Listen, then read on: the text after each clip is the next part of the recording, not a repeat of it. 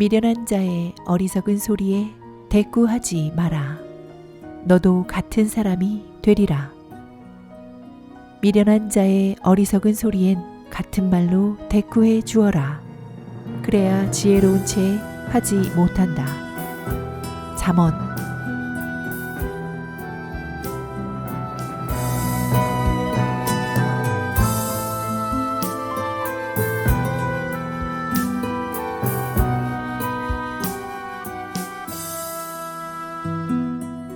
조지 오웰. 카탈로니아 장가.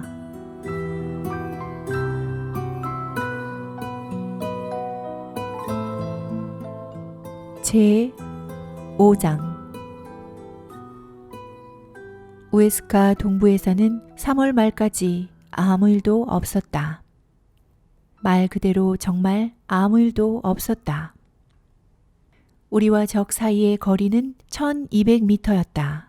파시스트들을 우에스카 안으로 다시 몰아붙였을 때 이 전선을 책임진 공화국은 구태여 악착같이 밀고 들어가려 하지 않았다. 그래서 이곳 전선에 일종의 고립지대가 형성되었다. 어차피 종국에는 진격해 들어가야 했다. 포화가 빗발치는 속에 들어가야 하니까 꽤나 성가신 일이 될 테지만, 그러나 당장은 적이 존재하지 않는 것이나 다름없었다. 우리의 유일한 관심사는 추위를 피하고 먹을 것을 확보하는 일이었다. 사실 이 시기에 나는 몇 가지 일에 크게 관심을 가지고 있었다. 그것에 대해서는 나중에 이야기하도록 하자. 사건의 전개 순서를 따라가려면 이쯤부터 정부 측의 내부적인 정치 상황에 대한 설명을 약간 덧붙여야 할 것 같다. 처음에 나는 전쟁의 정치적 측면은 무시했다. 그러나 이 무렵이 되자 어쩔 수 없이 관심을 가지게 되었다. 혹시 정당 정치에 소름 끼치는 측면에 관심이 없는 독자라면 이 부분은 건너뛰기 바란다. 바로 그러한 점 때문에 이 이야기에서 정치적인 부분은 별도의 장으로 다루려 하고 있다. 그러나 스페인 전쟁을 순전히 군사적인 각도에서만 쓴다는 것도 불가능한 일일 것이다. 그 전쟁은 무엇보다도 정치적 전쟁이었다. 어쨌든 정부 방어선 뒤에서 벌어지고 있던 정당 내부의 투쟁을 파악하지 못하면 첫 해 동안에 이 전쟁에서 일어난 일들을 이해할 수가 없다. 나는 스페인에 처음 왔을 때, 그리고 그 얼마 동안도 정치적 상황에는 관심이 없었을 뿐만 아니라 알지도 못했다. 전쟁이 벌어지고 있다는 것만 알았지 어떤 종류의 전쟁인지도 몰랐다. 그런데도 왜 의용군에 입대했느냐고 묻는다면 나는 파시즘과 싸우기 위해서 라고 대답했을 것이다. 무엇을 위하여 싸우느냐고 묻는다면 공동의 품위를 위해서 라고 대답했을 것이다. 나는 뉴스 클로니클과 뉴 스테이츠먼에서 이야기하는 전쟁 이야기를 받아들였다. 즉, 이것은 히틀러의 지원을 받은 블림푸스 대령의 군대가 일으킨 광적인 폭동에 대항하여 문명을 방어하는 전쟁이라는 이야기였다. 나는 바르셀로나의 혁명적 분위기에 깊이 끌렸다. 그러나 그것을 이해하려고 하지는 않았다. 만화경 같은 정당과 노동조합들, 그리고 그 짜증나는 이름들, PSUC, POUM, FAI, CNT, UGT, JCI, JSU, AIT. 이들은 내 화만 돋을 뿐이었다. 처음에는 스페인이 머리 글자 전염병으로 고생하고 있다는 느낌이 들 정도였다.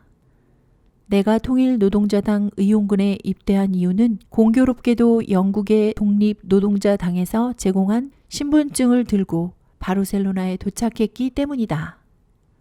이란 조직에서 복무한다는 사실을 알기는 했다. 그러나 정당 사이에 심각한 차이가 있는 줄은 몰랐다. 포세로 산에서 병사들이 우리 왼쪽 진지를 가리키며 이렇게 말한 적이 있다. 저쪽은 사회주의자들이야. 통일 사회당이라는 의미였다. 나는 어리둥절해서 말했다. 우리 모두 사회주의자 아니야? 나는 목숨을 걸고 싸우는 사람들이 서로 다른 정당에 속한다는 것은 멍청한 짓이라고 생각했다. 내 태도는 늘 이런 식이었다. 왜 다들 이런 말도 안 되는 정치적인 짓거리를 그만두고 전쟁이나 잘하지 못하는 거야. 물론 이것은 올바른 반파시스트적 태도였다. 또한 영국 신문들이 주도 면밀하게 퍼뜨리는 태도이기도 했다. 그런 태도를 퍼뜨리는 주된 목적은 사람들이 이 투쟁의 진정한 본질을 이해하지 못하도록 하는 것이었다. 그러나 스페인, 특히 카탈로니아에서는 아무도 그렇게 막연한 태도를 유지할 수 없었다. 또 유지하지도 않았다. 암만 내키지 않아도 모두가 조만간 어느 한편을 선택해야 했다. 아무리 정당과 그들의 모순된 노선에 관심이 없다 해도 자신의 운명이 그것과 결부되어 있다는 사실이 너무나 분명하게 보였기 때문이다. 병사들은 의용병으로서 프랑코와 싸웠다. 그러나 병사들은 두 개의 정치적 이론을 놓고 벌어지는 거대한 투쟁의 볼모이기도 했다. 나는 산비탈에서 땔감을 찾아다니며 이것이 실전인지 아니면 뉴스 크로니클에서 만들어낸 것인지 의아해했고, 바르셀로나 폭동에서 공산주의자들의 기관총 사격을 피해 다녔고, 마침내 경찰이 뒤쫓아오는 상황에서 아슬아슬하게 스페인을 빠져나왔다. 이런 일들이 나에게 이런 식으로 일어난 것은 내가 PSUC 통일사회당이 아니라 POUM 통일노동자당의 의용군에서 복무했기 때문이다. 그 두 종류의 머리글자 사이에서는 그렇게 큰 차이가 있었던 것이다. 인민전선 정부의 구성을 이해하려면 전쟁이 어떻게 시작되었는지 돌이켜보아야 한다. 7월 18일에 전투가 시작되었을 때 유럽의 모든 반파시스트들은 희망의 전율을 느꼈을 것이다. 마침 내 이곳 스페인에서 민주주의가 파시즘에 대항하여 일어서는 것처럼 보였기 때문이다. 그 이전에는 이른바 민주주의 국가들이 오랜 기간에 걸쳐 각 단계마다 파시즘에 굴복해왔다. 일본이 만주에서 제멋대로 행동해도 모두 방관했다. 히틀러는 권좌에 오르더니 모든 정적들을 학살하기 시작했다. 무솔리니가 아비시니아를 폭격하는 동안 53개 국가, 아마 53개가 맞을 것이다. 53개 국가는 점자를 빼며 중지만을 외쳐댔다. 그러나 프랑코가 온전한 좌익 정부를 전복하려 하자 스페인 민중은 모든 예상을 뒤엎고 프랑코에 대항하여 일어섰다. 그것은 형세의 변화의 조짐으로 보였다. 아마 실제로도 그랬을 것이다. 그러나 일반적으로 눈에 띄지 않는 몇 가지 사항이 있었다. 첫째, 프랑코는 엄격하게 말해 히틀러나 무솔리니와 비교될 수 없었다. 그의 봉기는 귀족과 교회의 지원을 받은 군사적 폭동이었다. 따라서 기본적으로 특히 초기에는 파시즘을 강제하려 하기보다는 봉건제로 복귀하려 하였다. 따라서 프랑코는 노동계급만이 아니라 다양한 계층의 자유주의적 부르주아지도 적으로 두게 되었다. 이 부르주아지는 파시즘이 좀 더 현대적인 형태로 나타날 때 그 지지자로 변하는 사람들이다. 이보다 더 중요한 것은 스페인의 노동계급이 영국에서 흔히 생각하는 것처럼 민주주의를 지키고 현상을 유지하기 위해서 프랑코에 저항한 것이 아니라는 사실이다. 그들의 저항과 병행하여 분명히 혁명적인 성격을 지닌 폭동이 일어났다. 어쩌면 그들의 저항은 주로 그 같은 폭동으로 이루어졌다고 말할 수도 있겠다. 토지는 농민이 장악했다. 많은 공장과 대부분의 교통수단은 노동조합들이 장악했다. 교회는 부수고 사제들은 내쫓거나 죽였다. 이런 배경 때문에 가톨릭 성직자들의 지지를 받은 데일리 메일은 프랑코를 악마 같은 빨갱이 무리로부터 나라를 구하려는 애국자로 묘사할 수 있었다. 전쟁 초기 몇 달 동안 프랑코의 실질적인 적은 인민전선 정부라기보다는 노동조합들이었다. 프랑코가 반란을 일으키자 도시에 조직화된 노동자들은 총파업으로 응대했다. 이어 공공무기고에 가서 무기를 달라고 요구했다. 그리고 투쟁 끝에 얻어냈다. 만일 그들이 자발적으로 그리고 다소간 독립적으로 행동에 나서지 않았다면 프랑코는 아무런 저항에 부딪히지 않았을지도 모른다. 물론 이런 일에는 확실한 답이 없다. 그러나 적어도 그렇게 생각할 만한 이유는 있다. 인민전선 정부는 반란을 미리 막으려는 노력을 거의 또는 전혀 하지 않았다. 반란은 오래전부터 예측되어 오던 것이었다. 막상 문제가 터지자 정부는 주저하는 유약한 태도를 보였다. 수상이 하루에 2번 바뀌었을 정도이다. 키로카에서 바리오스로 바뀌었고 다시 히랄로 바뀌었다. 처음 두 수상은 노동조합의 무기를 나누어 주지 않았다. 게다가 눈앞의 상황에 대처할 수 있는 유일한 방법인 노동자의 무장을 한참 머뭇거리다가 강력한 대중적 요구에 못 이겨 마지못해 허용했다. 결국 정부는 노동자들에게 무기를 나누어 주게 되었다. 그 결과 노동자들은 스페인 동부의 대도시들에서 엄청나게 분투하였고 결국 파시스트들을 물리칠 수 있었다. 주로 노동계급이 주축이 되었고 정부에 충성하던 군대, 돌격대 등도 도움을 주었다. 이러한 분투는 오직 혁명적 의도를 가지고 싸우는 인민, 자신들이 현재의 상태보다 더 나은 싸운다고 믿는 인민만이 보여줄 수 있는 것이었다. 여러 폭동의 중심 거리에서는 하루 동안 3,000명이 죽은 것으로 추산된다. 다이너마이트만 든 남녀들이 트인 광장을 쏜살같이 가로질러 훈련받는 기관총 사수들이 지키고 있는 석조 건물로 돌진했다. 파시스트들이 전략적 요충지에 세워놓은 기관총 진지를 택시들이 시속 100km로 달려가 부수어버렸다.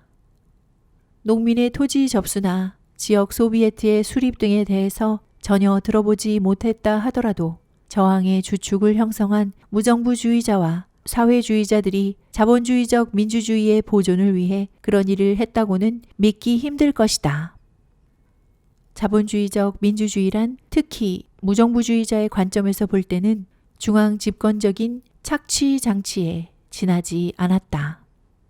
노동자들은 손에 무기를 쥐었고 이 단계에 이르자 무기를 내놓으려 하지 않았다. 1년 뒤에도 카탈로니아의 무정부적 생디 칼리스트들은 3,000정의 소총을 소지한 것으로 계산되었다. 농민은 친파시스트적인 대주주의 소유주들을 접수했다. 산업과 교통수단의 집산화와 더불어 지역위원회, 낡은 친자본주의적 경찰력을 대체하는 노동자 순찰대, 노동조합에 기반을 둔 노동자 의용군 등을 통하여 거칠게나마 노동자 정부를 세워보려는 시도가 이루어졌다. 물론 이 과정은 균일하게 진행되지 않았다. 이 작업은 다른 곳보다도 카탈로니아에서는 더욱 활발하게 진척되었다. 그러나 지방정부 제도가 거의 원형 그대로 남은 지역도 있었고 지방정부가 혁명위원회와 공존하는 지역도 있었다.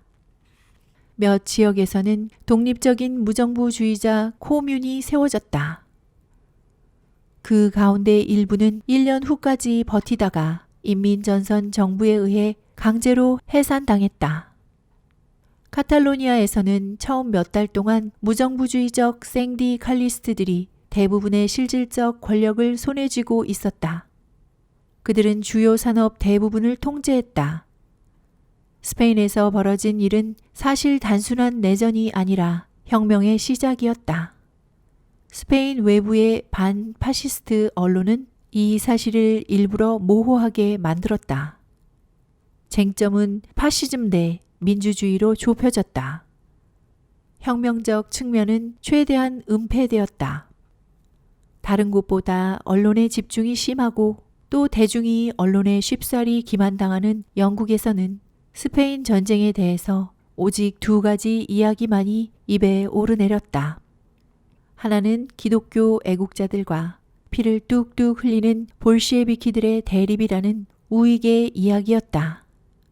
또 하나는 신사적인 공화주의자들이 군사 반란을 진압하고 있다는 좌익의 이야기였다. 이렇게 해서 핵심적 쟁점을 성공적으로 덮어버린 것이다. 여기에는 몇 가지 이유가 있다. 우선 친파시스트 언론이 잔악행위에 대해 경악할 만한 거짓말을 유포시키는 상황에서 선의의 선전자들은 스페인의 적화를 부정하는 것이 스페인의 정부를 돕는 길이라고 생각했음에 틀림없다. 그러나 그보다 중요한 이유가 있다. 즉 어느 나라에나 존재하는 소수의 혁명적 그룹들을 제외한 전 세계가 스페인의 혁명을 막기로 결정을 했다는 것이다. 특히 소련을 배후에 둔 공산당은 전력을 기울여 혁명에 반대했다. 이 단계에서 혁명은 치명적이며 스페인의 목표는 노동자 통제가 아니라 부르주아 민주주의라는 것이 공산주의자들의 태제였다. 어떻게 공산주의자들의 의견이 자유주의적 자본가들의 의견과 똑같을 수 있는지에 대해서는 굳이 길게 설명할 필요가 없을 것이다. 외국 자본은 스페인에 많은 투자를 했다. 예를 들어 바르셀로나 철도회사는 영국 자본 1,000만 파운드가 유입되었다. 그런데 카탈로니아에서는 노동조합이 모든 교통수단을 접수했다. 혁명이 진행되면 영국은 아무런 보상을 받지 못하거나 받아도 아주 조금밖에 받을 수 없었다. 그러나 만일 자본주의 공화국이 승리하면 외국의 투자 자본은 안전할 것이다. 따라서 혁명을 진압해야 했기 때문에 상황을 무척 단순화하여 혁명 같은 것은 일어나지도 않은 듯이 호도했다. 이런 식으로 모든 사건의 진정한 의미를 덮어버렸다. 예를 들어 노동조합으로부터 중앙정부로의 권력 이양은 모두 군사적 재조직의 필수 조치로 간주해버렸다. 이로 인해 상당히 기묘한 상황이 나타나게 되었다. 스페인 밖에서는 이곳에 혁명이 일어났다는 사실을 파악한 사람이 거의 없었다. 반면에 스페인 내부에서는 아무도 그것을 의심하지 않았다.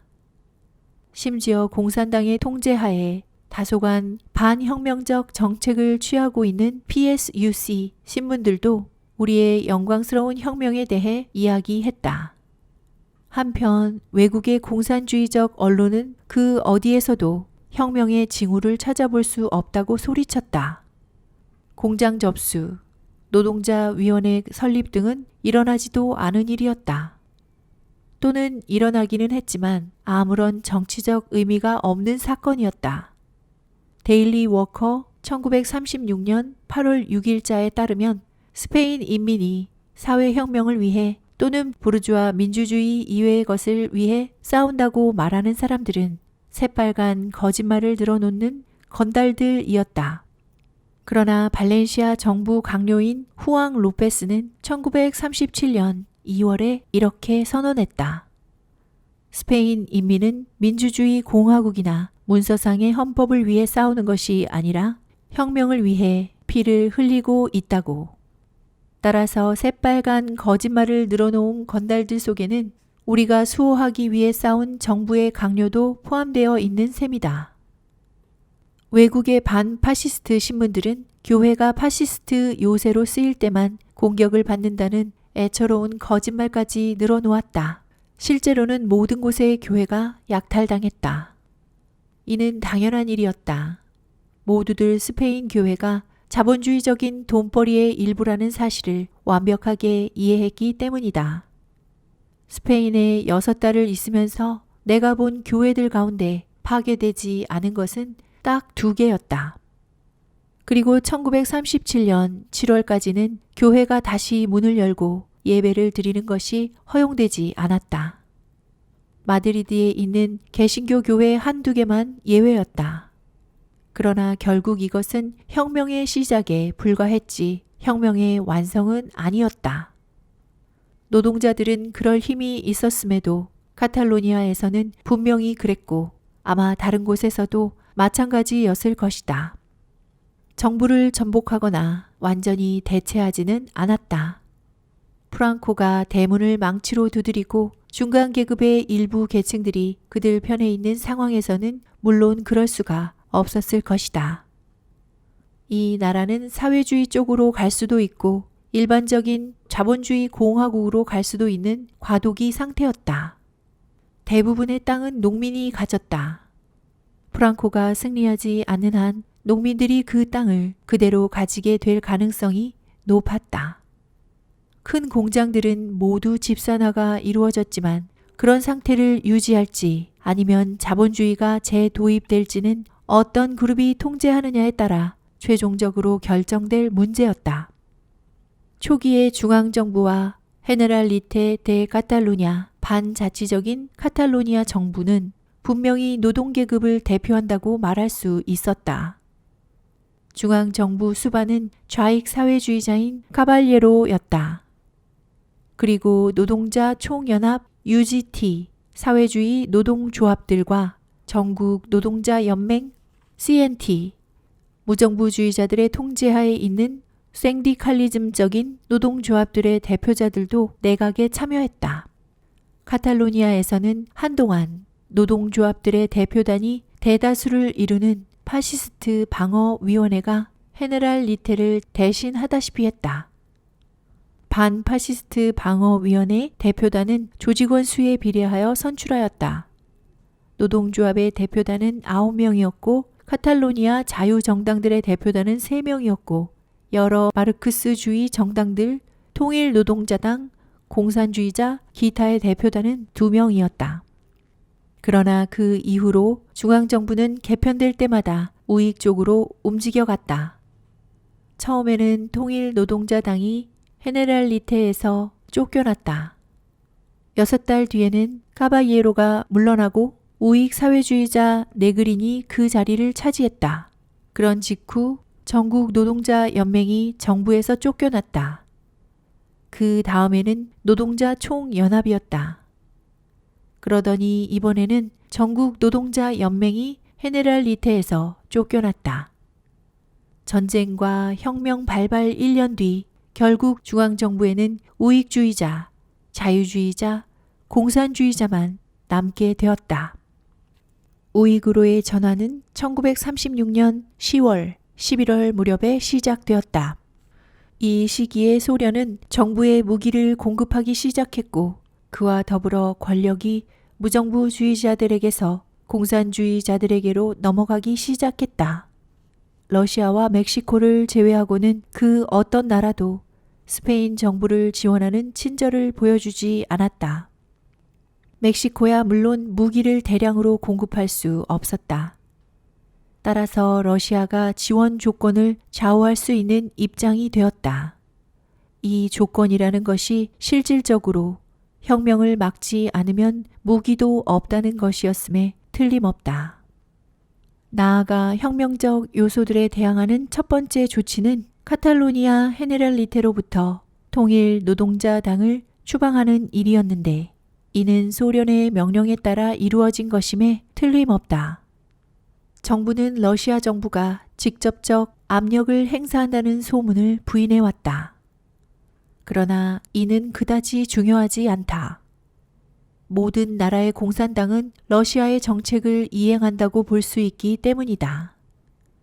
처음에는 통일노동자당에 반대했고 나중에는 무정부주의자들과 까바이에로의 사회주의 일파에 반대했으며 혁명적 정책 전반에 대해서 반대했던 주동자가 공산당이었음은 부인할 수 없는 사실이었다. 소련이 개입한 이상 공산당의 승리는 보장된 것이었다. 우선 공산주의자들의 위신이 크게 올라갔다. 그것은 무기 공급에 대해 러시아에 감사하는 분위기 때문이기도 했고, 특히 국제 여단의 도착 이후 공산당이 전쟁에서 승리할 능력을 갖춘 것처럼 보였다는 사실 때문이기도 했다. 둘째로 공산당 및 공산당과 동맹한 정당들을 통해 공급되었다. 따라서 공산당은 그들의 정적에게는 무기를 가능한 보내지 않으려 했다. 셋째로 공산주의자들은 반혁명적 정책을 선포함으로써 극단주의자들의 놀란 모든 사람들을 규합할 수 있었다. 예를 들어 부유한 편에 속하는 농민들을 규합하여, 그래서 아라곤 전선에는 러시아 무기가 그렇게 드물었던 것이다. 아라곤 전투의 주력 부대는 무정부주의자들이었다. 1937년 4월까지 내가 본 유일한 러시아제 무기, 러시아제일 수도 있고 아닐 수도 있는 비행기 몇 대를 제외하면 그 무기는 기관단총 한정뿐이었다. 셋째로 공산주의자들은 반혁명적 정책을 선포함으로써 극단주의자들의 놀란 모든 사람들을 규합할 수 있었다. 예를 들어 부유한 편에 속하는 농민들을 규합하여 무정부주의자들의 집산화 정책에 반대하게 하는 것은 쉬운 일이었다. 공산당 당원 숫자는 엄청나게 증가했다. 그들 가운데 많은 수는 중간 계급 출신이었다. 상점 주인, 관리, 장교, 부유한 농민 등등. 이 전쟁은 기본적으로 삼각구도가 되었다. 인민전선 정부는 프랑코에 대항하는 전투를 계속해야 했지만 동시에 노동조합의 수중에 남아있는 권력을 되찾으려 하였다.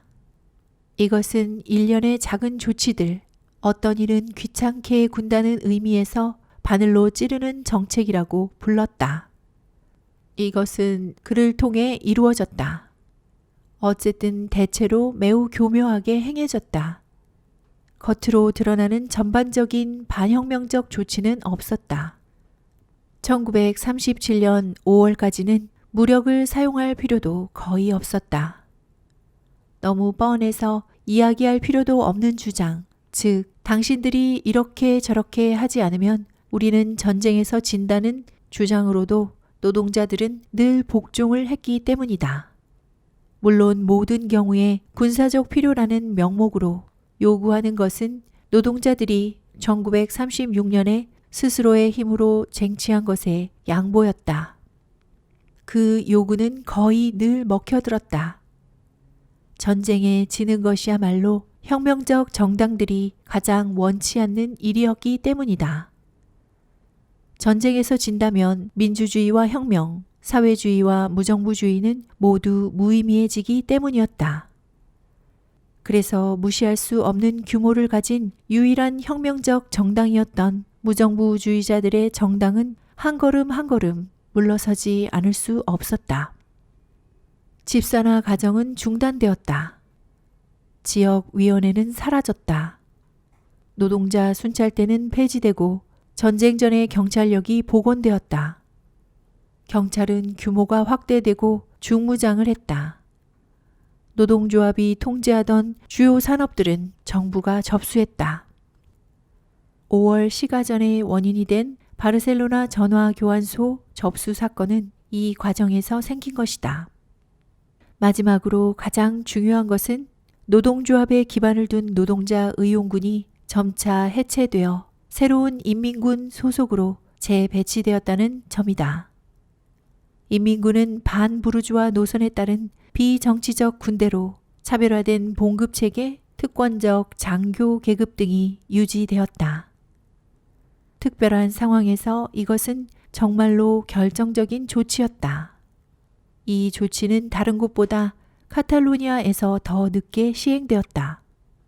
카탈로니아야말로 혁명 정당들이 가장 강력한 곳이었기 때문이다. 노동자들이 그동안 쟁취한 것을 유지할 수 있는 유일한 방법은 자신들의 통제하에 있는 무장 병력을 유지하는 것뿐이었다. 평소와 마찬가지로 의용군 해체는 군사적 효율성을 명목으로 이루어졌다. 군사적 재조직이 필요하다는 것은 아무도 부정하지 않았다. 그러나 의용군을 노동조합의 직접적인 통제하에 두면서 좀 더 능률적으로 재조직하는 방법도 얼마든지 가능했을 것이다. 그러나 의용군 해체의 주 목적은 무정부주의자들이 자신들의 군대를 소유하지 못하게 하는 것이었다. 나아가 의용군의 민주적 분위기 때문에 혁명적 사상들이 양성되고 있었다. 공산주의자들은 이 점을 잘 알고 있었다. 그래서 그들은 통일노동자당과 무정부주의자들이 시행하고 있는 모든 계급 간의 평등 보수 원칙을 쉴 새 없이 통렬하게 비난했다. 그 결과 전체적인 부르주아화, 즉 혁명 초기 몇 달간 이루어졌던 평등 정신의 고의적 파괴가 일어났다. 모든 일이 너무 갑작스럽게 일어나는 바람에 몇 달 간격으로 스페인을 다시 찾은 사람들은 같은 나라에 온 것 같지 않다고 이야기하곤 했다. 스페인은 잠깐이지만 언뜻 노동자 국가로 보였다. 그러나 노동자 국가는 눈앞에서 평범한 부르주아 공화국으로 바뀌어 갔다. 이제 그곳에는 부자와 빈자라는 일반적인 구분이 존재했다. 1937년 가을이 되면 사회주의자 네그린이 대중연설에서 우리는 사적 소유를 존중한다고 선언하게 된다.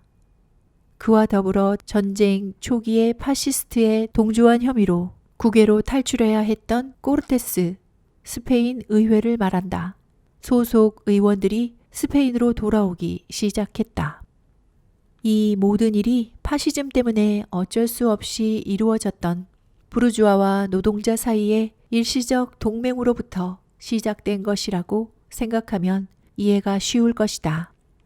인민전선이라고 알려진 이 동맹은 본질적으로 적들 사이의 동맹이다. 이것은 한쪽이 다른 한쪽을 삼키면 언제든지 끝나게 된다. 스페인의 상황에서 유일하게 예기치 못한 측면, 동시에 스페인 외부에 엄청난 오해를 불러일으켰던 측면은 인민전선 정부의 정당들 가운데서 공산주의자들이 극좌가 아니라 극우의 편에 섰다는 점이다. 현실적으로 놀랄 일이 아니다. 다른 곳, 특히 프랑스에서 공산당의 전술은 공식적인 공산주의가 적어도 당분간은 반혁명 세력으로 간주되어야 함을 명백히 보여주었기 때문이다.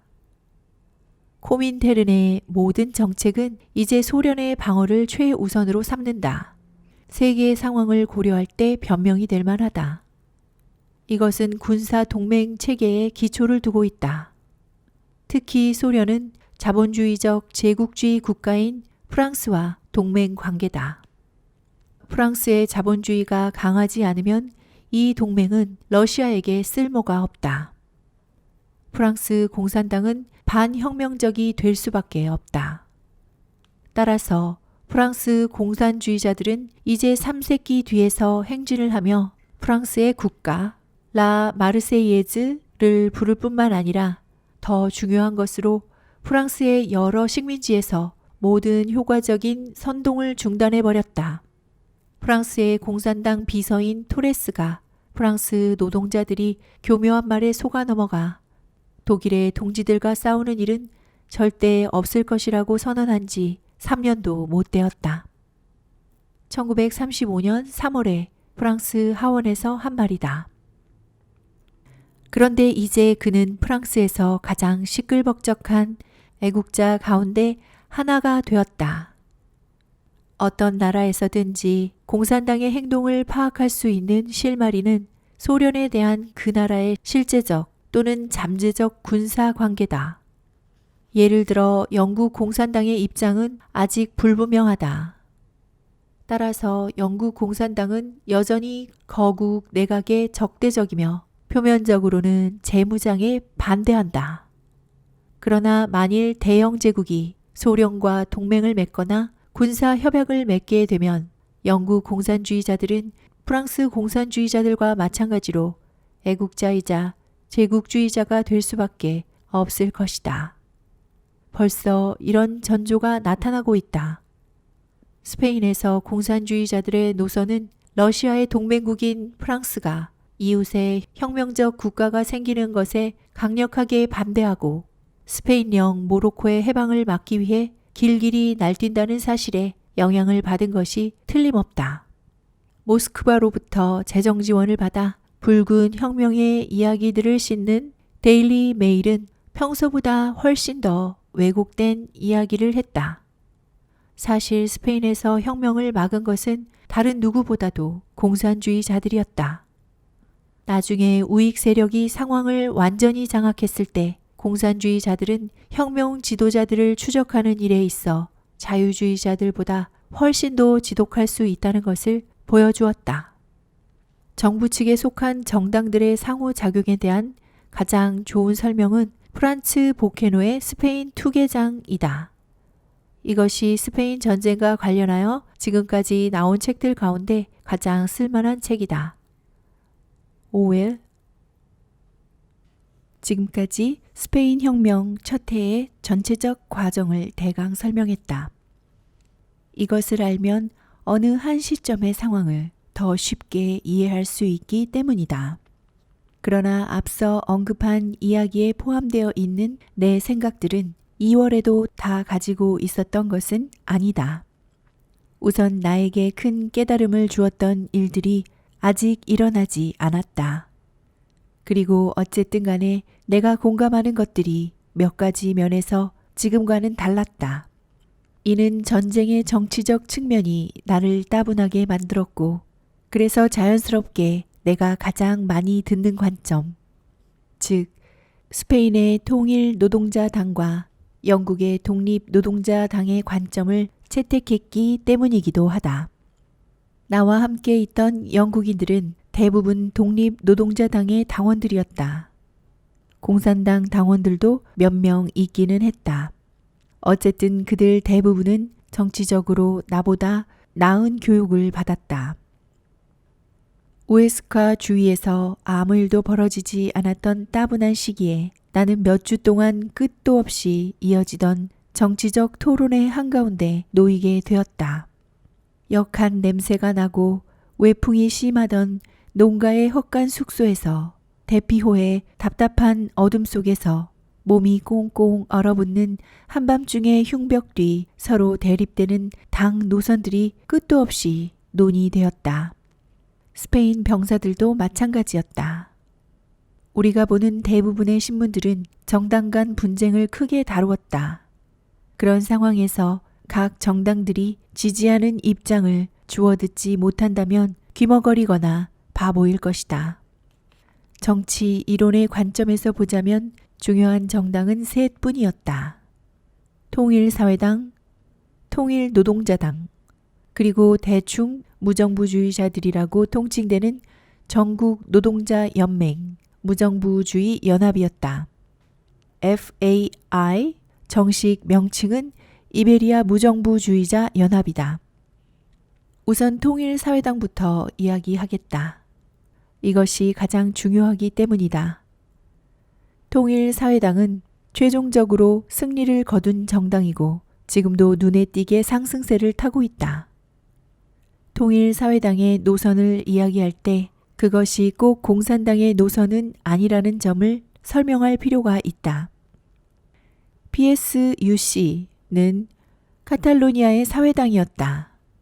전쟁 초기에 카탈로니아 공산당을 포함한 여러 마르크스주의 정당들이 연합해서 만들었다.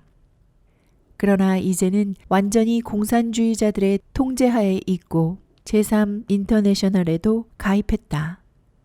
스페인의 다른 지역에서는 사회주의자들과 공산주의자들 사이에 형식적 통일이 이루어지지 않았다. 그러나 공산주의자들의 관점과 우익 사회주의자들의 관점은 어디서나 똑같다고 볼 수 있다. 거칠게 말해서 통일사회당은 즉 사회주의 노동조합들의 정치적 기관이다. 스페인 전역에 걸쳐 이 노동조합의 조합원은 이제 약 150만에 이른다. 여기에는 많은 계층의 육체 노동자들이 포함되어 있다. 그러나 전쟁 발발 이후 중간 계급으로부터 유입된 사람들이 그들을 삼켜버렸다. 혁명 초기에는 온갖 종류의 사람들이 노동자 총연합이나 전국 노동자 연맹에 가입하는 것이 유용하다고 생각했기 때문이다.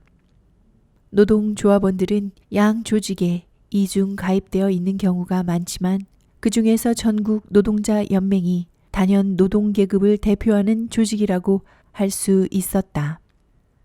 따라서 통일사회당은 일부의 노동자와 일부의 뿌띠 부르주아지, 상점 주인, 공무원, 부유한 농민으로 이루어진 정당이었다.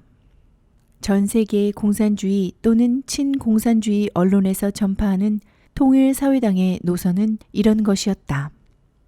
현재는 전쟁에서 승리하는 것 외에 그 어떤 것도 중요하지 않다. 전쟁에서 승리하지 않고는 다른 어떤 것도 의미가 없다. 따라서 지금은 혁명을 계속 밀고 나간다든가 하는 이야기를 할 때가 아니다. 우리는 농민에게 집선화를 강제함으로써 그들을 이반시킬 처지가 아니다. 우리는 우리 편에서 싸우고 있는 중간 계급들을 놀라서 달아나게 할 여유가 없다.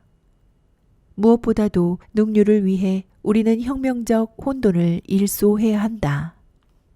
지방위원회들 대신 강력한 중앙정부를 가져야 한다. 통일된 지휘체계 하에 제대로 훈련받고 완벽하게 체계화된 군대를 가져야 한다. 노동자들의 통제를 받는 분산 세력들에 집착하며 앵무새처럼 혁명적 구호를 외치는 짓은 무용지물일 뿐이다. 그것은 방해가 될 뿐 아니라 반혁명적이기까지 하다. 그것은 분열을 낳고 분열은 파시스트들에게 이용될 수 있기 때문이다. 이 단계에서 우리는 프롤레타리아 독재를 위해 싸우는 것이 아니라 우리는 의회 민주주의를 위해 싸운다. 내전을 사회혁명으로 바꾸려는 자는 파시스트의 손에 놀아나는 자이며 의도와 상관없이 결과적으로 반역자이다. 통일노동자당의 노선은 한 가지만 제외하고 모든 면에서 이 노선과 달랐다. 물론 그 한 가지란 전쟁에 이겨야 한다는 것이었다. 통일노동자당은 지난 몇 년간 스탈린주의에 반대하여 즉 실질적이건 표면적이건 간에 공산주의 정책의 변절에 반대하여 여러 나라에 출연했던 반대파 공산주의 정당들 가운데 하나였다. 통일노동자당의 구성원들 가운데 일부는 전에 공산주의자들이었으며 일부는 그보다 앞선 정당이었던 노동자, 농민 블록의 구성원들이었다. 수직으로는 작은 정당이었으며 통일노동자당의 당원수는 1936년 7월에 10,000명, 1936년 12월에 7만여 명, 1937년 6월 4만 명이었다. 그러나 이것은 통일노동자당에서 밝힌 것이다. 반대파들은 실제 당원수가 발표된 숫자의 4분의 1 정도일 것으로 본다. 스페인 정당의 당원수에 대해 확실하게 말할 수 있는 한 가지는 모든 정당이 자신의 숫자를 부풀려 말했다는 사실이다. 카탈로니아를 벗어나서는 그다지 영향력도 크지 않았다. 그러나 통일노동자당이 중요하게 대접받았던 것은 정치적 의식을 가진 당원들의 비율이 유난히 높았기 때문이다. 카탈로니아에서 통일노동자당의 본거지는 레리다였다. 통일노동자당이 대표하는 노동조합의 블록은 없었다. 통일노동자당의 의용구는 주로 전국 노동자 연맹 조합원들로 이루어져 있었지만 실제 당원들은 일반적으로 노동자 총연합에 속했다. 그러나 통일노동자당이 그나마 영향력을 미치는 곳은 전국 노동자 연맹뿐이었다. 통일노동자당의 노선은 대략 이러했다. 부르주아 민주주의로 파시즘에 대항한다는 것은 말도 안 되는 이야기이다. 부르주아 민주주의란 자본주의의 또 다른 이름뿐이며 그 점은 파시즘도 마찬가지다. 민주주의를 위하여 파시즘과 싸운다는 것은 한 가지 형태의 자본주의를 위하여 다른 형태의 자본주의에 대항하여 싸우자는 것인데 첫 번째 형태의 자본주의는 언제라도 두 번째 형태의 자본주의로 변환할 수 있다. 파시즘의 유일하고 현실적인 대안은 노동자들의 통제뿐이다. 이보다 낮은 목표를 설정하면 프랑코에게 승리를 넘겨주거나 기껏해야 뒷문으로 파시즘을 들여오는 결과를 낳을 것이다. 한편 노동자들은 자기들이 쟁취한 모든 것을 굳게 지켜야 한다. 반부르주아 정부에게 조금이라도 양보하면 결국 기만당할 수밖에 없다. 노동자 의용군과 순찰대는 현재의 형태로 보존되어야 한다. 그들을 부르주아화하려는 모든 시도에 저항해야 한다. 노동자들이 군대를 통제하지 못하면 군대가 노동자들을 통제할 것이다. 전쟁과 혁명은 분리할 수 없다. 무정부주의자라는 느슨한 용어는 아주 다양한 견해를 가진 수많은 사람들을 포괄하는 말이다. CNT 전국 노동자 연맹을 구성하는 대규모 조합들의 블록은 대략 200만 정도의 조합원을 거느리고 있는데 이들의 정치적 기관은 FAI다. 이베리아 무정부주의자 연합. 스페인 사람들 모두가 그렇듯이 무정부주의 연합의 모든 구성원들도 어느 정도 무정부주의 철학의 영향을 받기는 했지만 반드시 순수한 의미에서의 무정부주의자라고는 할 수 없었다. 특히 전쟁 초기 이후 그들은 일반적인 사회주의 방향으로 움직여갔다. 그들은 어쩔 수 없는 상황 때문에 중앙집권적 행정부에 참여했고 심지어 모든 원칙을 어기고 정부에 들어가기까지 했기 때문이다. 그럼에도 그들은 통일노동자당과 마찬가지로 의회 민주주의가 아닌 노동자들의 통제를 목표로 삼았다는 점에서 공산주의자들과는 근본적으로 달랐다. 그들은 전쟁과 혁명은 분리할 수 없다는 통일노동자당의 구호를 받아들였다. 그러나 그 점에 대해 통일노동자당보다는 덜 교조적이었다. 전국 노동자연맹 무정부주의 연합은 대략 다음과 같은 점들을 지지했다. 첫째, 운송, 방직 공장 등 각 회의 정부 지지. 각 산업에 종사하는 노동자들의 직접적인 산업 통제. 둘, 지방위원회의 정부 지지. 그리고 모든 형태의 중앙 집권화된 권위주의에 대한 저항. 셋, 부르주아지와 교회에 대한 비타협적 적대. 마지막 사항은 가장 불명확하기는 하지만 가장 중요했다.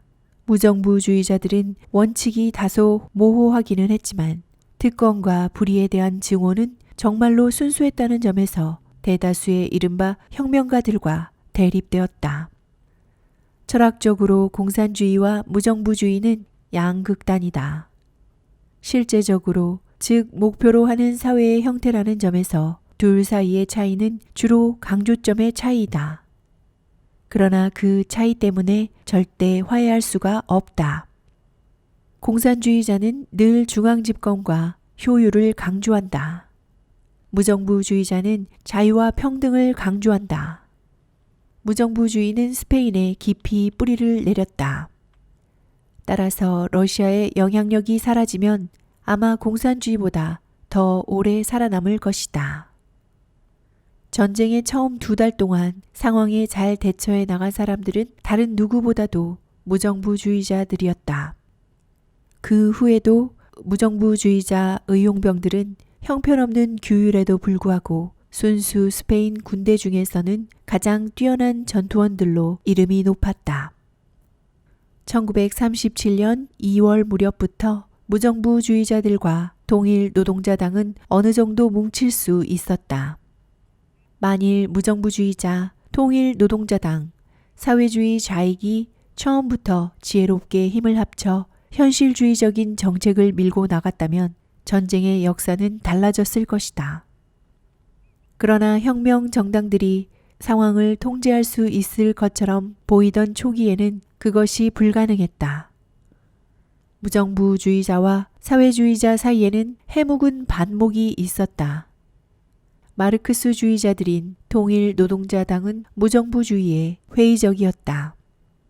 반면 순수한 무정부주의적 관점에서 보자면 통일노동자당의 트로츠키주의가 공산주의자들의 스탈린주의보다 더 나을 것도 없었다. 그럼에도 공산주의자들의 전술 때문에 두 정당은 연합하는 방향으로 나아갔다.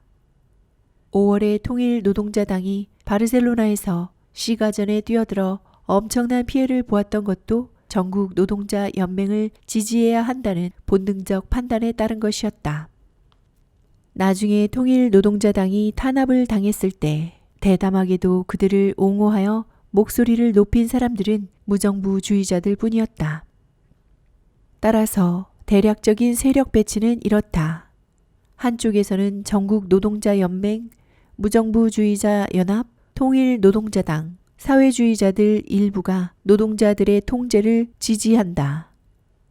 다른 한쪽에서는 우익사회주의자들, 자유주의자들, 공산주의자들이 중앙집권적 정부와 정규군을 지지한다. 당시에 내가 왜 공산주의자들의 관점을 통일노동자당의 관점들보다 더 좋아했는지 그 이유는 간단하다. 공산주의자들에게는 분명한 실질적 정책이 있었다. 겨우 몇 달 앞만 내다보는 상식적 관점에서 보자면 그것이 분명 더 나은 정책이었다. 확실히 통일노동자당의 일상적인 정책, 선전 등은 말할 수 없을 정도로 형편없었다. 그렇지 않았으면 훨씬 더 많은 대중이 그들을 따랐을 것이다. 결국 모든 것을 종결지은 것은 우리와 무정부주의자들이 가만히 서 있는 동안 공산주의자들은 전쟁에 발맞추어 나아갔다는 사실이다. 적어도 나에게는 그렇게 보였다. 또한 이것이 당시의 일반적인 느낌이기도 했다. 공산주의자들이 권력을 얻고 또 그 당원이 엄청나게 증가한 것은 그들이 혁명가들에 반대하여 중간 계급에게 호소했기 때문이기도 하지만 또 한편으로는 그들이 전쟁에서 승리할 수 있는 유일한 집단으로 보였기 때문이기도 했다. 주로 공산주의자들의 통제를 받던 부대들이 러시아제 무기로 마드리드를 훌륭하게 방어했기 때문에 공산주의자들은 스페인의 영웅이 되었다. 누군가 말했듯이 우리 머리 위를 날아다니는 모든 러시아제 비행기들은 공산주의자들의 선전물이었다. 통일노동자당의 혁명적 순수주의는 그 논리를 모르는 바 아니나 다소 무익하게 보였다. 사실 가장 중요한 것은 전쟁에서 승리하는 것이 아닌가. 한편 신문, 팸플릿, 포스터, 책 등 모든 곳에서 극악 무도한 정당 간 분쟁이 진행되었다. 이 당시 내가 가장 자주 본 신문은 통일노동자당 계열의 신문들인 라 바탈야와 아델란테였다. 나는 그 신문들이 반혁명적인 통일사회당에 대해 계속 트집을 잡는 것이 건방지고 짜증나는 짓이라고 느꼈다. 나중에 통일사회당과 공산주의 언론을 좀 더 자세히 살펴보니 그들에 비하면 통일노동자당은 잘못한 것이 거의 없다는 사실을 깨달았다. 다른 무엇보다도 통일노동자당은 기회가 훨씬 적었다. 공산주의자들과는 달리 그들은 국외 어떤 언론에도 발붙일 데가 없었다. 스페인 내에서도 매우 불리한 조건이었다. 언론 검열이 공산주의자들의 통제하에 있었기 때문에 통일노동자당 신문이 상대에게 피해를 주는 이야기를 하면 발매 중지를 당하거나 벌금을 내기 십상이었다. 공정을 기하기 위해 한 가지 더 말해두자면 통일노동자당은 혁명에 대해 끊임없이 설교를 하고 지겹도록 레닌을 인용했지만 보통 인신공격은 하지 않았다. 그리고 주로 신문 지면을 통해 논쟁했다. 좀 더 많은 대중이 볼 수 있도록 만든 커다란 색채 포스터들. 스페인의 많은 문맹 주민들을 고려할 때 포스터는 중요한 것이었다. 이들은 경쟁자들을 공격하지 않았다. 그저 반파시스트적이거나 추상적인 혁명적 내용뿐이었다. 의용군이 부르는 노래도 마찬가지였다. 그러나 공산주의자들의 공격은 완전히 달랐다. 이 문제는 이 책의 뒷부분에서 다룰 생각이다. 여기서는 공산주의자들의 공격 노선에 대해 간략하게 지적하겠다. 표면적으로 공산주의자들과 통일노동자당 사이의 다툼은 전술적인 것이었다. 통일노동자당은 즉각적인 혁명을 지지했으나 공산주의자들은 그렇지 않았다. 거기까지는 좋았다. 양쪽 모두 상대방에 대해 많은 이야기를 할 수 있었다. 공산주의자들은 나아가 통일노동자당의 선전이 정부를 분열시키고 약화시키며 따라서 아군을 위험에 빠뜨린다고 주장했다. 나는 결국 동의하지 않게 되었지만 이것 역시 훌륭한 주장을 펼칠 수 있는 논리이다. 그러나 여기서 공산주의자들의 독특한 전술이 나타났다. 처음에는 머뭇거리다가 점차 큰 소리로 통일노동자당이 실수로 인한 그릇된 판단에서가 아니라 고의적인 계획에 의해 정부군을 분열시킨다고 주장하기 시작한 것이다. 통일노동자당은 프랑코와 히틀러에게 매수된 유사 파시스트들의 무리에 지나지 않으며 사이비 혁명 정책을 밀어붙임으로써 파시스트들을 돕고 있다는 주장이었다. 통일노동자당은 트로츠키파 조직이며 프랑코의 제5열이라는 이야기였다. 이 말은 전선 참호에서 추위에 떨고 있는 8천 내지 1만 명의 병사들과 자기 생계와 국적을 희생해 가면서까지 파시즘과 싸우기 위해 스페인에 온 수백 명의 외국인들 그리고 2만 명의 노동계급 구성원들이 적의 돈을 받는 반역자들이라는 뜻이다. 그럼에도 그런 주장은 포스터 등을 통하여 스페인 전역으로 퍼져나갔고 전 세계 공산주의 및 친공산주의 언론을 통해 수도 없이 되풀이되었다. 마음만 먹으면 그런 내용의 인용문들로 책 6권을 채울 수도 있을 것이다. 어쨌든 이것이 그들이 우리에 대해 하는 말이었다. 우리는 트로츠키주의자, 파시스트, 반역자, 살인자, 겁쟁이, 간첩 등등이었다. 솔직히 기분 나쁜 일이다. 특히 그런 일을 자행하는 자들을 생각하면 더욱 그렇다.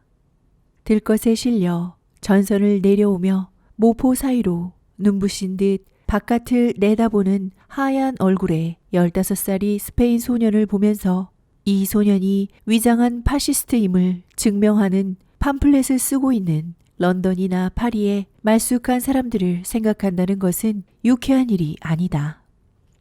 전쟁의 가장 끔찍한 특징 가운데 하나는 모든 전쟁 선전물, 모든 악다구니와 거짓말과 증오가 언제나 싸우지 않는 사람들에게서 나온다는 점이다. 내가 전선에서 알게 된 통일사회당 의용군 병사들이나 이따금씩 만나는 국제여단의 공산주의자들은 나를 결코 트로츠키주의자나 배반자라고 부르지 않았다. 그런 일들은 후방의 기자들이 담당했다. 우리에게 반대하는 팜플릿을 쓰고 신문에서 우리를 헐뜯는 사람들은 모두 안전한 집에 혹은 기껏해야 발렌시아의 신문사 사무실에 있었다. 총알과 진창으로부터 수백 킬로미터는 떨어진 곳이었다. 당 사이의 불화에서 비롯된 비방은 물론이고 모든 일반적인 전쟁 선전 활동, 즉 탁자를 치며 열변을 토하거나 과장된 영웅담을 늘어놓거나 적을 헐뜯는 일들 역시 보통 모두 싸우지 않는 사람들, 많은 경우 싸우느니 차라리 100km가량 먼저 달아나겠다고 하는 사람들에 의해 이루어졌다. 이 전쟁의 우울한 결과 가운데 하나는 좌익 언론도 우익 언론만큼이나 똑같이 거짓되고 부정직하다는 것을 내게 가르쳐 주었다는 점이다. 맨체스터 가디언은 예외로 하고 싶다. 이 책을 쓰면서 나는 많은 영국의 신문들을 뒤져야 했다. 영국의 우수 신문들 가운데 읽고 나서 그 정직성을 더 존경하게 된 유일한 신문은 맨체스터 가디언 뿐이었다.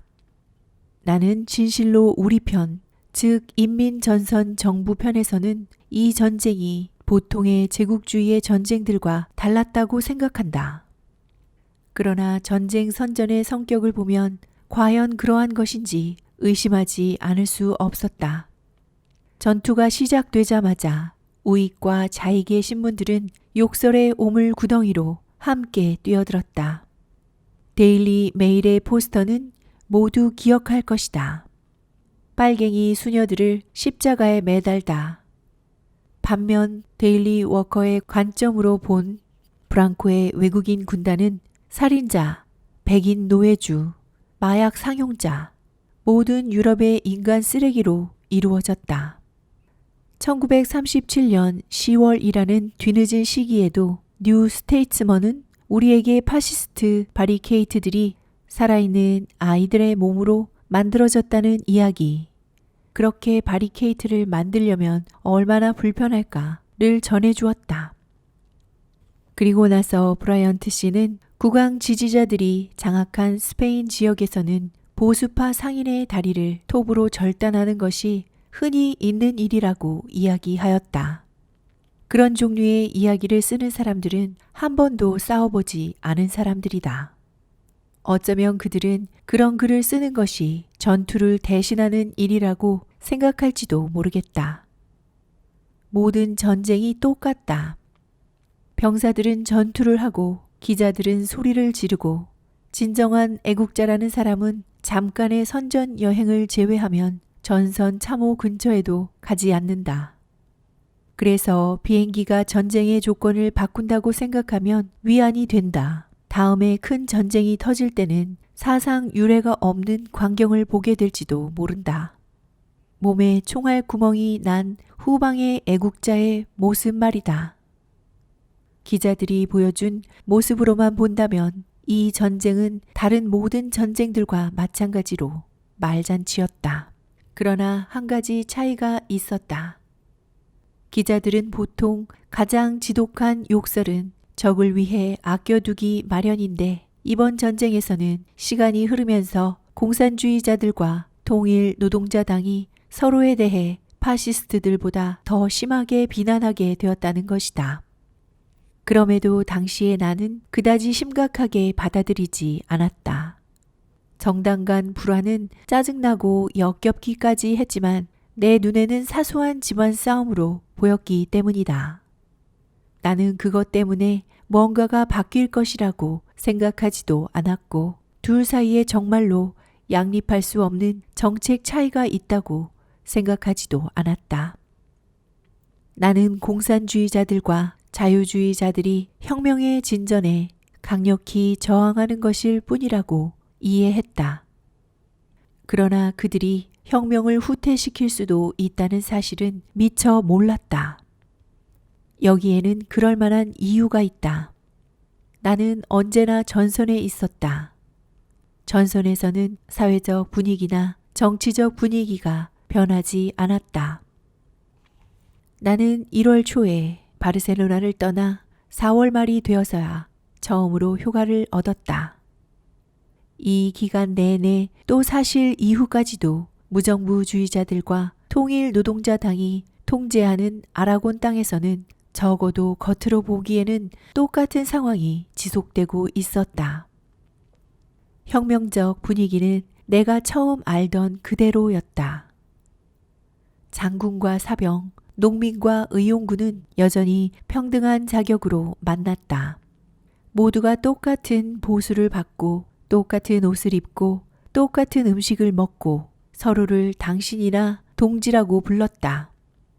고용주 계급도 없었고 하인 계급도 없었고 거지도 없었고 창녀도 없었고 변호사도 없었고 사제도 없었고 아첨도 없었고 모자에 손을 대는 인사도 없었다. 나는 평등의 공기를 숨쉬고 있었다. 그리고 그런 공기가 스페인 전역에 퍼져 있다고 상상할 정도로 순진했다. 대체로 우연 때문에 나는 내가 스페인 노동 계급의 가장 혁명적인 일파 속에 고립되어 있다는 사실을 깨닫지 못했다. 그래서 정치적인 교육을 많이 받은 동지들이 나에게 순수하게 군사적인 태도로만 전쟁을 바라볼 수 없다거나 선택은 혁명과 파시즘 사이에 놓여 있을 뿐이라고 말할 때마다 나는 그냥 웃어넘기곤 했다. 대체적으로 나는 공산주의자들의 관점을 받아들였다. 그것은 간단히 말해 전쟁에서 승리하기 전에는 혁명을 이야기할 수 없다는 것이었다. 통일노동자당의 관점은 받아들이기 힘들었다. 그것은 전진 아니면 후퇴뿐이다로 요약되었다. 후에 통일노동자당이 옳다고 어쨌든 공산주의자들보다는 옳다고 판단한 것은 전적으로 이론의 문제 때문만은 아니었다. 글로 볼 때는 공산주의자들의 주장이 훌륭했다. 그러나 문제는 그들의 실제 행동이었다. 그들이 신실한 마음으로 자기들의 주장을 실행에 옮기고 있다고 믿기 어려웠던 것이다. 흔히 제창되는 구호 가운데 전쟁이 먼저고 혁명은 나중이다라는 것이 있었다.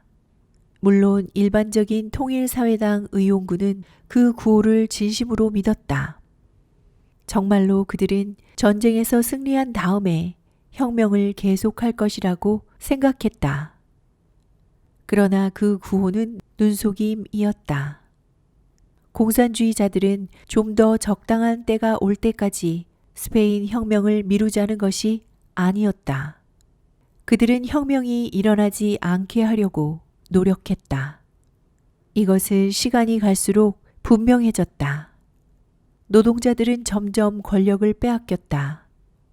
온갖 부류의 혁명가들이 점점 더 많이 투옥되었다. 모든 행동이 군사적 필요라는 명목하에 이루어졌다. 손쉽게 써먹을 수 있는 핑계였다. 그 결과 노동자들은 우월한 지위로부터 점차 물러나게 되었다. 그들은 전쟁이 끝났을 때 자본주의의 재도입에 저항할 수 없는 위치에 놓이게 될 터였다. 나는 일반 공산주의자들에게 불만이 있는 것은 아니다. 하물며 마드리드 주위에서 영웅적으로 죽어간 수천 명의 공산주의자들에 대해 무슨 의의를 제기하는 것은 절대 아니다. 그러나 그들은 당 정책의 방향을 잡는 사람들은 아니었다. 그러나 그들 위에 있는 사람들에 대해서는 눈을 감고 다니는 사람들이라고 생각하지 않을 수가 없었다. 어쨌든 혁명은 실패하더라도 전쟁은 이겨야 했다. 그러나 결국 나는 공산주의 정책이 궁극적으로 볼 때 승리를 위해 짜여진 것인가도 의심하게 되었다.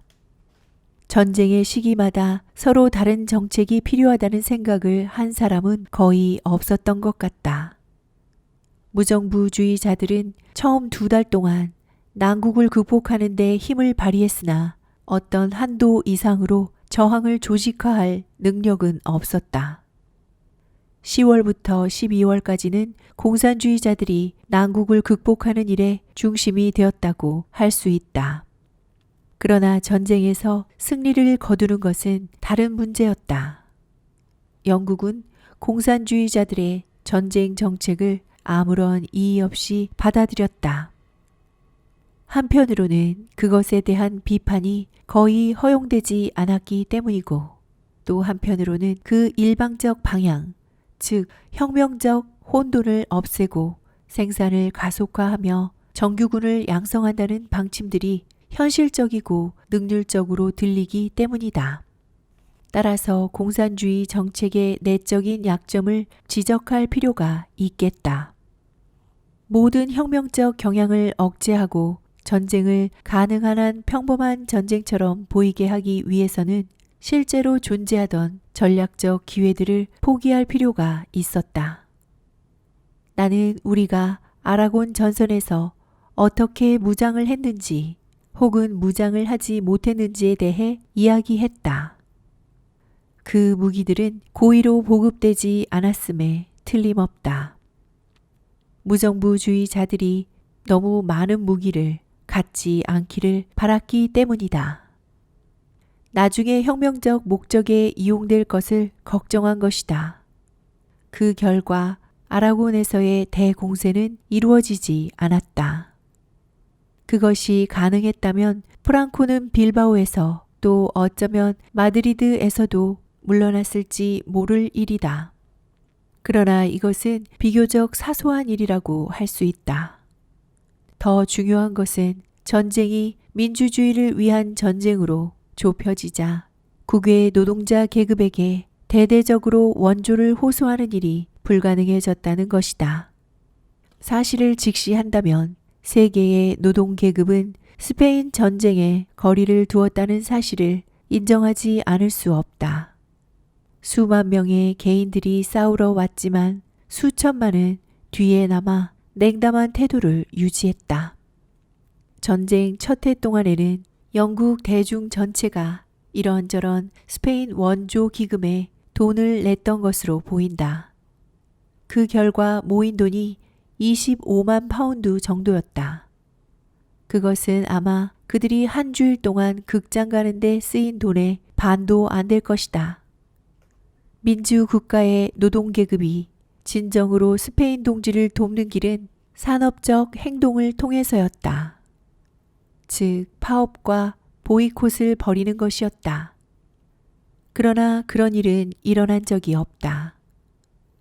모든 곳의 노동당과 공산주의자 지도자들은 생각도 할 수 없는 일이라고 이야기했다.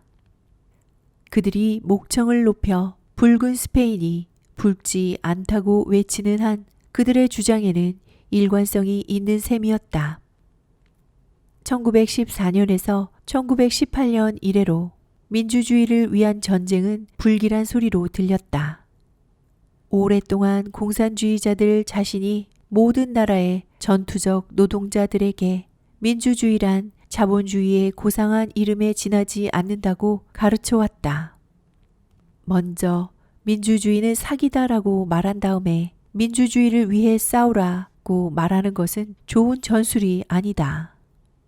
소비에트 러시아라는 엄청난 위세를 등에 업고 세계 노동자들에게 민주적 스페인이 아닌 혁명적 스페인의 이름으로 호소했다면 아마 큰 호응을 얻어낼 수 있었을 것이다. 그러나 무엇보다 중요한 것은 비혁명적 정책으로 프랑코의 후방을 공격하는 것이 어려운, 불가능하지는 않을지라도 어려운 일이었다. 1937년 여름 프랑코는 정부와 비슷한 규모의 군대로 정부보다 더 많은 인구를 장악하고 있었다. 식민지의 주민들까지 헤아리면 훨씬 더 많은 숫자였다. 누구나 아는 일이지만 후방에 적대적인 주민이 있을 경우에는 이들의 통신시설을 지키고 파업을 진압하는 등의 일을 해야만 전방의 군대도 유지할 수가 있었다. 따라서 프랑코의 후방에서는 이렇다 할 저항 운동이 없었다는 말이 된다. 프랑코의 영토 내에 있는 인민, 적어도 도시 노동자와 가난한 농민들이 프랑코를 좋아했다거나 그를 원했다고 생각할 수는 없는 일이다. 그러나 인민전선 정부가 계속 우익 쪽으로 움직여 가면서 정부의 우월성은 점점 빛을 잃었다. 이런 점을 결정적으로 보여준 것이 모로코 사건이다. 모로코에서는 왜 반란이 일어나지 않았을까? 프랑코는 악명 높은 독재를 수립하려 했다. 그런데 무어인들은 실제로 인민전선 정부보다 프랑코를 더 좋아했다.